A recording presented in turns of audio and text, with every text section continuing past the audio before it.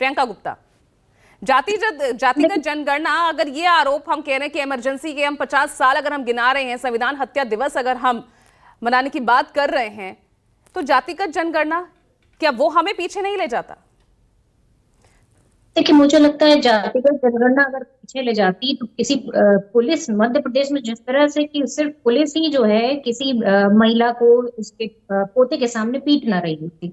तो हकीकत ये है कि इस तरह के जो अपराध हैं वो लगातार बढ़ते चले जा रहे हैं और जिनको आज मुख्य धारा में विकास की जोड़ना चाहिए था वो नहीं जोड़ पाए। अगर उनके लिए जातिगत जनगणना करी जाती है तो परहेज क्या है और इनको आपत्ति क्या है, मुझे यही नहीं पता। वैसे भी इनके एक सांसद पूरी तरीके से बोल चुकी हैं कि जातिगत जनगणना की कोई जरूरत नहीं है। उन्हें कोई मतलब नहीं है कि किस तरह से मंडल कमीशन की रिपोर्ट हो या काका कालेकर की रिपोर्ट हो, उससे कोई मतलब नहीं है। वो किसी तरह के विकास और उन्नति में विश्वास नहीं रखती, वो अपने कुछ 10 मित्रों की उन्नति में विश्वास रखते हैं। अब हकीकत ये आई कि उत्तर प्रदेश का चुनाव है और प्रेशर मुख्यमंत्री जी के पर बहुत ज्यादा है।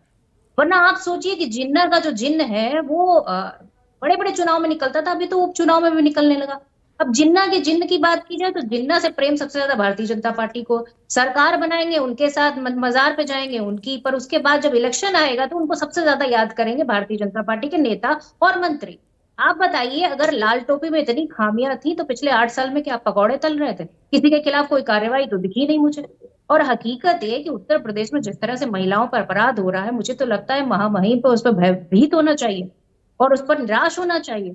आप बताइए, मेरठ में 2 साल की बच्ची और बनारस में 4 साल की बच्ची, फर्रुखाबाद में 2 बच्चियों के साथ क्या हुआ और उसके बाद उनकी जो है लाश पेड़ों से लटकती पाई गई। लगातार अपराध के केसेस बढ़ रहे हैं उत्तर प्रदेश में। दिन दहाड़े जो है लूट हो रही है, चेन लूटते हैं। आप देखिए किस तरह से घायल करके लोगों को छोड़कर चले जाते हैं। अपराध तो महिलाओं के खिलाफ कहीं भी हो प्रियंका गुप्ता जी, वो गलत ही है। आवाज सबको उठानी चाहिए, लेकिन जब बात राजनीति की आती है ना इस मामलों में, जब कोलकाता में रेप मर्डर केस होता है तो कांग्रेस चुप्पी साध लेती है। कल जाके प्रदर्शन करते नजर आते हैं धीर रंजन चौधरी। देखिए, सबसे पहले तो बहन प्रियंका की बात का जवाब दूंगा। उन्होंने कहा कि पता नहीं है जातीय जनगणना के खिलाफ क्यों है भारतीय जनता पार्टी वाले।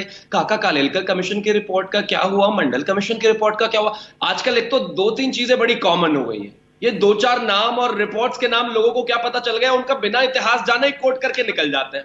अरे भैया, काका काल का प्लीज बीच में नहीं, प्लीज बीच में नहीं बहन, बीच में नहीं। मैं आपके नहीं, बीच में नहीं, आप डिस्कनेक्ट हो गए तो मैं वापस आपके पास आऊंगी। मैं आऊंगी बीच में नहीं बहन, बीच में नहीं। प्लीज आप इनको रोक दीजिए, कोई लाभ नहीं है। लोग बर्दाश्त क्यों नहीं कर पाते डिबेट में? प्रियंका जी, शिवम के बाद आपके पास ही आ रही हूँ, तब आप दिल खोलकर बोलिएगा। छोड़ दीजिए, ऐसे नहीं, बीच में नहीं, गुजारिश है। तो वो नए नए नाम, इनको नाम सुन पता चल जाता है तो इनको लगता है इनको इस्तेमाल कर देता है। ये भी हमारे इस्तेमाल क्यों होगा? पहली बात, मैंने नहीं कहा कि प्लीज आप इनको रोक दीजिए, क्या इतनी कॉमन कर्टसी नहीं है? मैंने कहा नहीं। आप लगातार डिबेट का हिस्सा रहती हैं। किसी भी आधिकारिक व्यक्ति ने किसी भी आधिकारिक व्यक्ति ने नहीं कहा। हम कहते हैं कि बिल्कुल ठीक बात है। जहां तक बात है जातीय जनगणना की, बिल्कुल ठीक है, आगे इसको बढ़ाया जाना चाहिए। दूसरी बात, कौन कह रहा है? लेकिन कहा ही तो नहीं है ना शिवम। मैडम, पहले प्रियंका गुप्ता जी बोलने लगी, अब वो बोलने लगी, अभी भी वो बोल रही है। तो आप तय कर लीजिए कि मुझे बोलना है कि नहीं। कोई बात नहीं, आप दोनों एक बार बोल लीजिए, खत्म कर लीजिए। बोलिए। जहां जातीय जनगणना को लेकर बिहार से मामला शुरू हुआ, बिहार भारतीय जनता पार्टी का आधिकारिक बयान है कि हाँ होनी चाहिए, हम इसके समर्थन में। अब आगे आता हूं, जहां तक बात इन्होंने कहा काका कालेलकर कमीशन। अरे काका कालेलकर कमीशन की रिपोर्ट आप दबाकर बैठे रहे। जहां आपने कहा मंडल कमीशन 1 घंटा 22 मिनट का भाषण है जातिवाद के खिलाफ, जो है इनका, हमारे राजीव गांधी जी का। प्रियंका जी प्लीज, आपसे गुजारिश है, प्लीज। जातिवाद कमजोर लोगों को पैदा करता है, टैलेंट को नहीं बढ़ावा देता है। ये नेहरू जी का है, चिट्ठियां हैं उनकी 4, छोड़ दीजिए। ओबीसी को संवैधानिक दर्जा नहीं दे पाए, आप छोड़ दीजिए। ओबीसी को केंद्र में रिजर्वेशन नहीं दे पाए, आप छोड़ दीजिए। ये जुम्मा 4 दिन से संविधान उठाकर ये कहना कि हम जातिगत जनगणना चाहते हैं, ये चाहते हैं, ये हक, ये वक्त, 5 जनरेशन से आप इसका विरोध कर रहे थे। खैर, आगे मैं आता हूं। एक और चीज कहा गई समाजवादी प्रवक्ता की तरफ से, वो कश्मीर में जो है किस तरीके से बलात्कारी जो है रैली निकालता था। वो बलात्कारी जो है जिसने रैली निकाली थी बलात्कार के समर्थन में, लाल सिंह, उसको भारतीय जनता पार्टी ने बाहर कर दिया था। और अभी प्रियंका गुप्ता यानी कि कांग्रेस वाले, यानी कि आपकी पार्टी के समर्थक, उसको टिकट देकर बुला लिए हैं। अभी पिछले दिनों हमारे जो राहुल गांधी हैं उनके रैली में था, बाकायदा भाषण दे रहा था, पढ़ लेना। इसके अलावा इन्होंने कहा कि नहीं, यहां पर तो देखिए प्रियंका जी, एक बात तो साफ है, लाल टोपी क्यों कहा आदरणीय मुख्यमंत्री जी ने? उत्तर प्रदेश में लाल टोपी पहने अगर कोई व्यक्ति या 2-4 लोगों का झुंड अगर दिख जाता है ना, महिलाएं भाग जाती हैं, बेटियां रास्ता छोड़ देती है कि बचो इनसे, ये तो बहुत बुरा हाल करके रखते थे 2014 से पहले, यकीन नहीं आता, आप देख लीजिएगा। चलिए अरे ठीक है, अब भैया, बोलिए प्रियंका गुप्ता जी।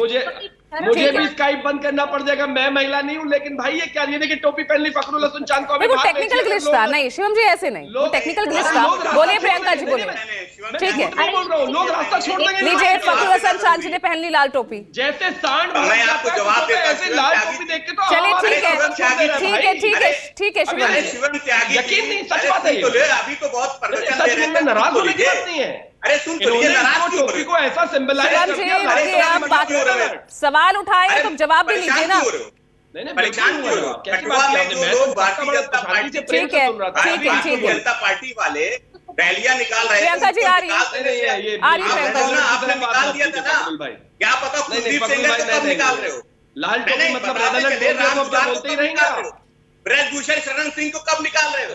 ठीक है, ठीक है, प्रियंका जी को ऑडियो कीजिए। येशू के आरोपियों को कब ठीक है, फखरुल हसन जी। अरे बोलने दो, प्रियंका जी को बोलने दो, अपने साथियों को तो बोलने दो। ये जो काली टोपी वाले अरे त्यागी, वो कब तो निकालोगे? लाल टोपी वालों से इतना डर है तो सबसे पहले तो ये बताइए, सरकार को आप इतना भयभीत है अगर उत्तर प्रदेश की जनता आपकी भी शर्त की बात है और आपको जवाब देना चाहिए।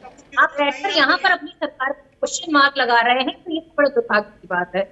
देखिए, आप पूरी तरह से असफल हैं महिलाओं को सुरक्षा देने में, आप पूरी तरह से असफल हैं बच्चों को रोजगार देने में, और आप बताइए 69,000 ओबीसी का हक किसने मारा? हाई कोर्ट, सुप्रीम कोर्ट तक किसने आपको टोका? आपको टोका। अगर आप लेटरल एंट्री पे वापस यू टर्न लेकर आए तो क्या मजबूरी रही उसको बता दीजिए।